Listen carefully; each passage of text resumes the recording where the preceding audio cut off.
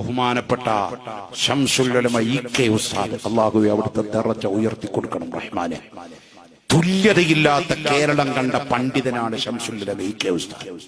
ഒരിക്കൽ UAE വിസിറ്റിംഗിന് ചെന്ന് ശംസുൽ ഉലമ അവിടെ വിസിറ്റിംഗ് ഒക്കെ കഴിഞ്ഞ് അവിടുത്തെ അറബികളുമായി ചർവിനൊക്കെ നടത്തി ചർച്ച നടത്തി തിരിച്ചു പോരുന്ന സമയത്ത് അറബികൾ ഒരു ഓഫർ വെക്കുക ശംസുൽ ഉലമയോട്, അങ്ങ് തയ്യാറാണെങ്കിൽ അങ്ങേ ഞങ്ങൾ ഇവിടുത്തെ ഖാദിയാക്കാം.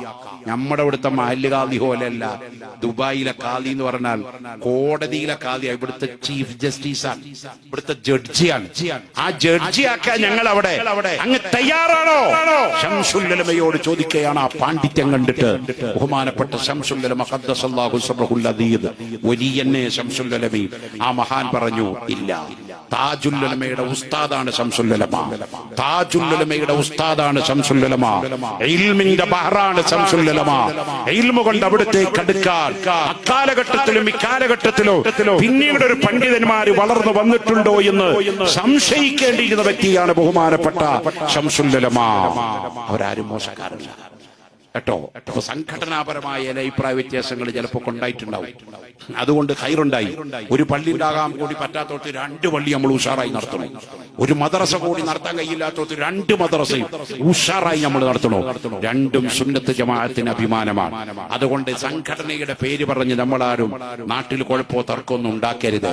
എന്തെങ്കിലുമൊക്കെ ഉണ്ടെങ്കിൽ പറഞ്ഞ് മസ്ലഹത്താക്കണം. സുന്നികൾ ഒരൊറ്റക്കെട്ട.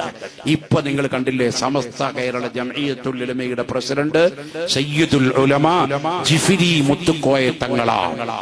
കേരളം കണ്ട സമസ്തയുടെ പ്രസിഡന്റുമാരിൽ വലിയ പാണ്ഡിത്യവും വലിയ വാക്ചാതുര്യതയും ഉറച്ച തീരുമാനവുമുള്ള ഒരു വലിയ പണ്ഡിതനാണ് ജിഫ്രി മുത്തുക്കോയ തങ്ങൾ.